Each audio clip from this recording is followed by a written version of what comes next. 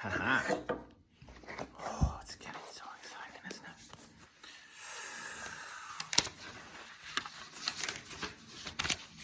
We just found out that they've got to do something. Echo has to go and get the map. She's got to go get the map.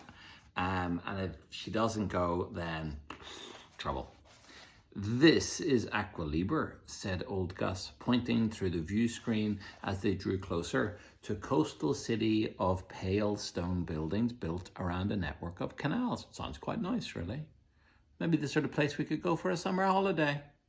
He and Echo were standing by the ship's wheel at the fore of the cockpit. The fore is the front, F-O-R-E, not the same fore as saying this piece of cake is for Grace, which is just F-O-R, but it sounds the same, but it means the front. It's F-O-R-E.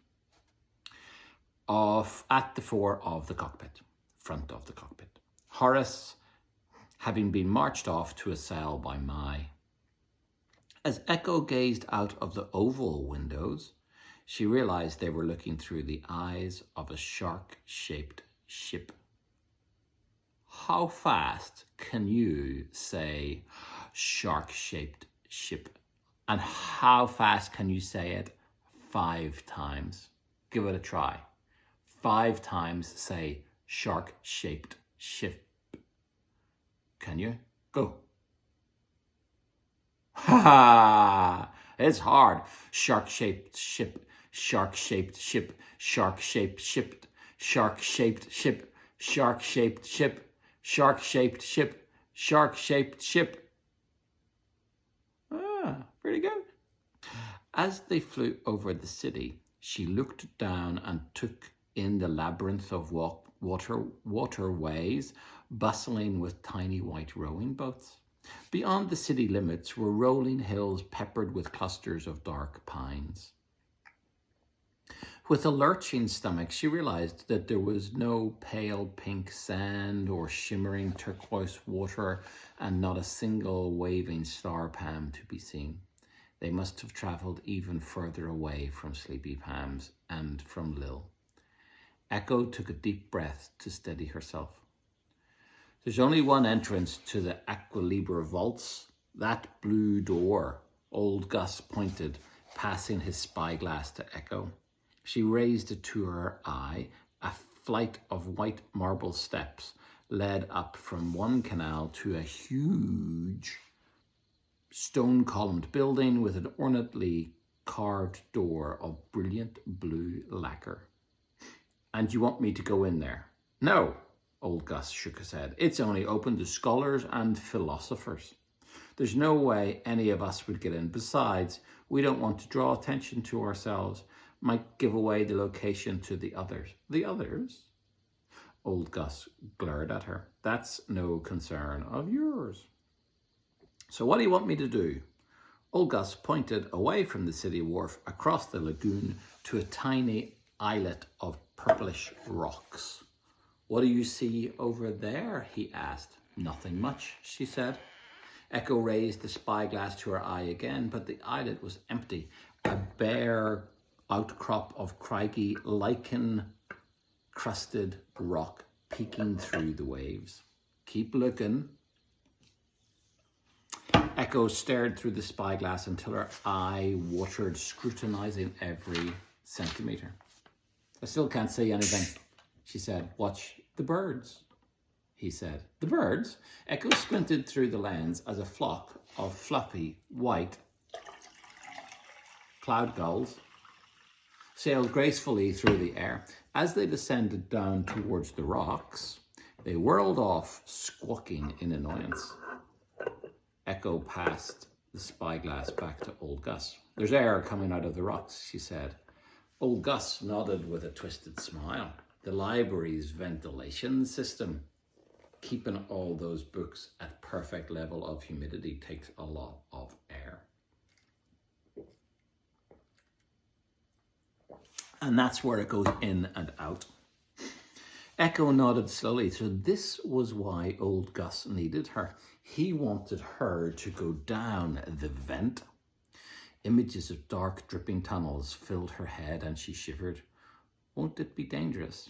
Old Gus snorted. I'm not your mother. You'll do what you're told. But why don't you send one of your crew down? Asked Echo. Wouldn't it be a bit more reliable than a couple of kids? They're all way too fat to fit down the vent, even Grub. But you, on the other hand, Old Gus looked at Echo. You'll do nicely. He drew one finger across his throat. And I know you'll be reliable because otherwise your friend gets it. Gaping jaws with rows of sharp, razor-sharp teeth filled her head, and Echo's heart clenched at the thought of Horace being dropped into the mucky water of the shark tank. Did she have a choice? No, she didn't. She finally shook her head in resignation. I'll try.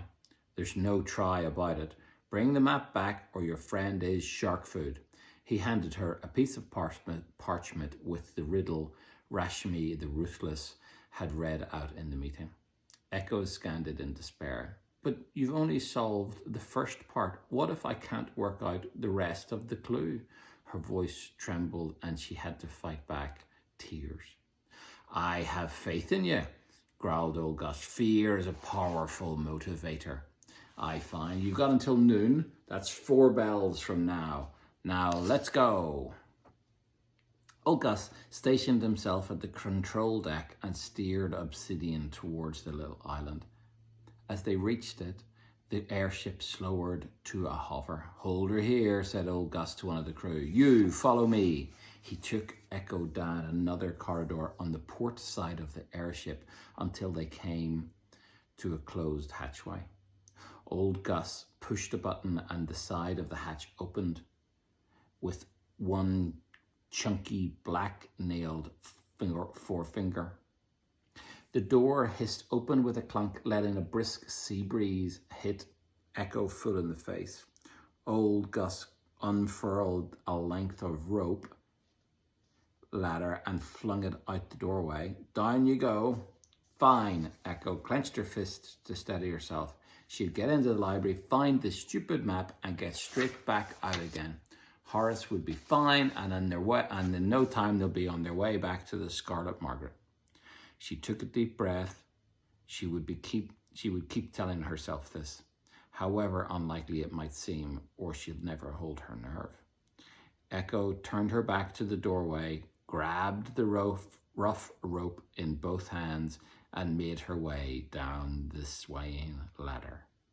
And we will find out more about what happens next time. It's pretty good. Okay, Bubba, nighttime now. Time for sleeping. Okay. Good night, Bubba. I love you. Catch these kisses. 1. Did you catch it?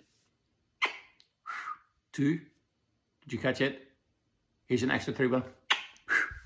Haha. And 1 for me? No. Okay, good night, beautiful Bubba. Sweet dreams.